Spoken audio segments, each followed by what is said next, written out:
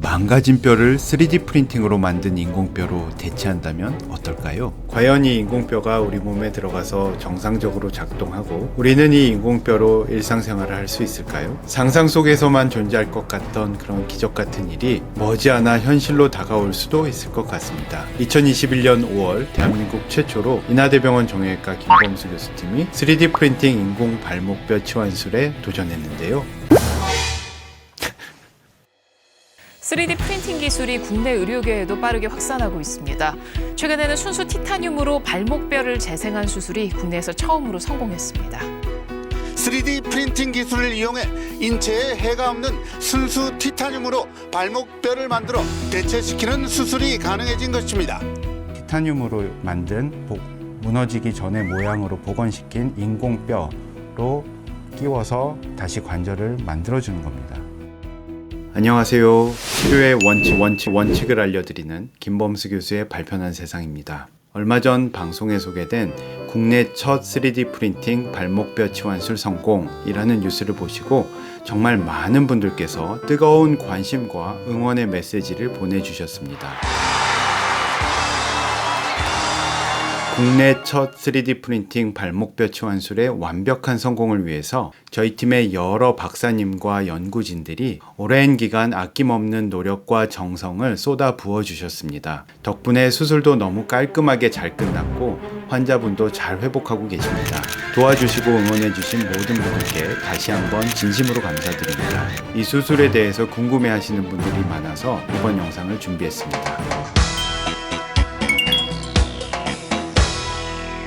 이번 수술은 괴사되어 붕괴돼 버린 못쓰게 된 뼈를 3D 프린팅 기술로 복원시킨 새로운 뼈로 바꿔주는 수술이었습니다. 뼈가 왜 괴사가 되느냐? 뼈도 다 살아있는 조직이기 때문에 지속적인 혈액 공급을 받아야 됩니다. 그런데 어떤 이유에서든지 혈액 공급이 차단되면 그 뼈는 더 이상 버티지 못하고 죽게 되는데 이를 무혈성 괴사라고 합니다. 이런 무혈성 괴사가 발목의 중심인 거골이라고 하는 뼈에도 생깁니다. 괴사가 부분적으로만 발생한 경우는 기존의 발목 인공관절 치환술로 해결할 수 있습니다. 부분적으로 괴사는 됐지만 뼈에 몸통이 어느 정도 남아있으면 괴사된 부분을 깎아내고 그 위에 인공관절을 삽입하는 수술이죠. 그런데 괴사가 완전히 진행된 경우에는 이러한 인공관절 수술이 불가능합니다.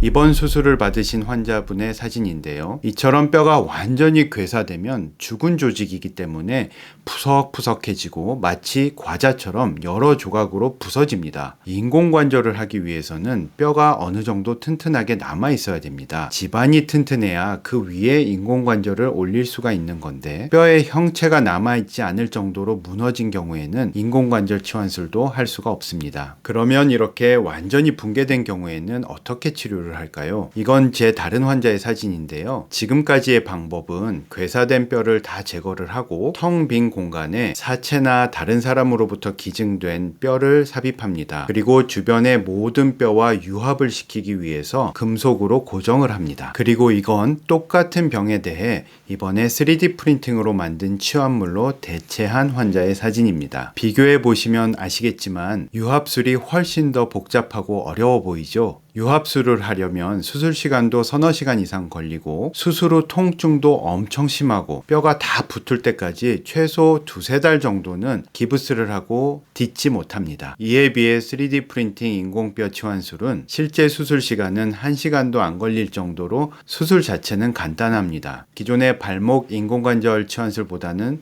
수술은 더 쉽다고 할 수 있습니다. 환자분은 수술 후 이틀 뒤부터 수술 부위에 전혀 통증이 없다고 하셨고 수술 후 2주 뒤에 실밥을 뽑고 난 뒤부터는 발목을 움직이는 재활 운동을 시작하셨고 보조기를 착용한 상태로 보행을 시작하셨습니다. 이미 완전히 붕괴되어 형체를 알아볼 수 없는 뼈에 붕괴되기 전의 원래의 모습을 어떻게 알 수 있을까요? 어렵지 않습니다. 우리 몸의 뼈는 좌우가 어느 정도 대칭이기 때문에 반대쪽에 있는 뼈의 사진을 찍어서 뒤집는 겁니다. 거울에 비치는 상이라고 해서 미러 이미지 라고 하는데요. 반대쪽에 건강한 뼈를 CT 촬영을 합니다. 이 CT 영상을 뒤집어서 3차원적으로 복원을 하면 붕괴된 뼈의 무너지기 전의 모습이 나타나죠. 이 영상을 컴퓨터에 넣고 3D 프린팅으로 제작을 하면 이렇게 병들기 전에 건강한 모습의 취한물이 만들어집니다.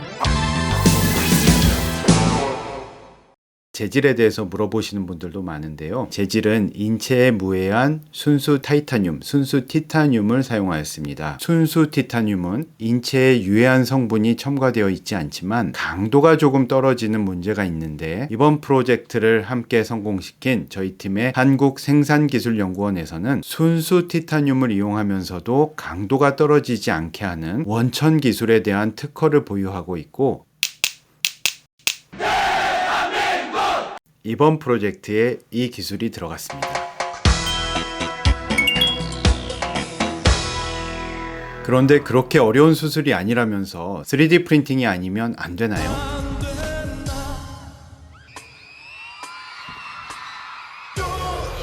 사실 거골 무혈성 괴사에 대해서 발목을 굳히는 유합술 대신 새로운 인공 취합물로 대체하는 수술은 한 50년 전부터 시작되었습니다. 태국에서는 쇠를 깎아서 만든 거골을 끼워 넣는 수술을 1974년부터 시행했습니다. 우리나라에서는 안정성 때문에 실제로 사람에게는 시행되기 어려운 수술입니다.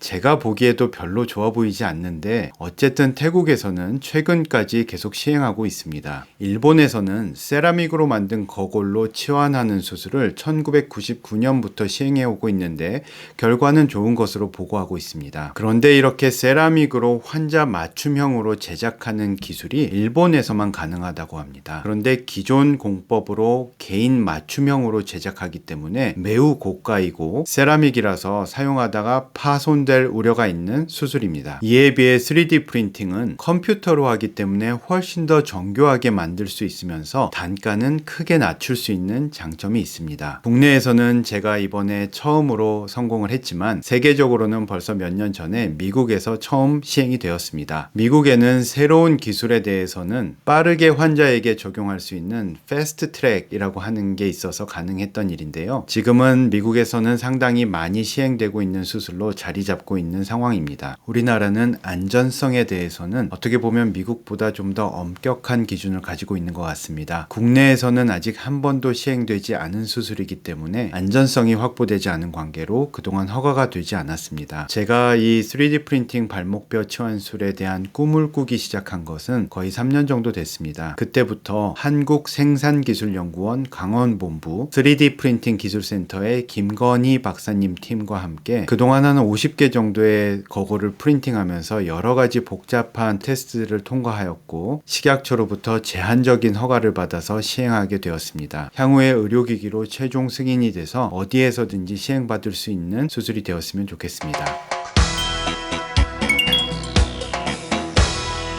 3D 프린팅이 이미 여러 분야에 적용이 되고 있지만 아마 의료에서 가장 큰 가치를 인정받지 않을까 생각됩니다. 그 이유는 기존에 하던 것을 그냥 조금 더 편하게 해주는 수준이 아니라 기존 기술로는 불가능했던, 이 세상에 존재하지 않았던 아주 혁신적인 새로운 치료 방법들을 가능하게 해주기 때문입니다. 이는 단지 의료기술의 발전만으로 되는 것은 절대 아니고요. 이를 가능하게 해준 공학의 기여가 큽니다. 앞으로 이 분야의 발전을 위해서 수고해 주시는 각 분야의 연구진에게 많은 관심과 응원 부탁드립니다.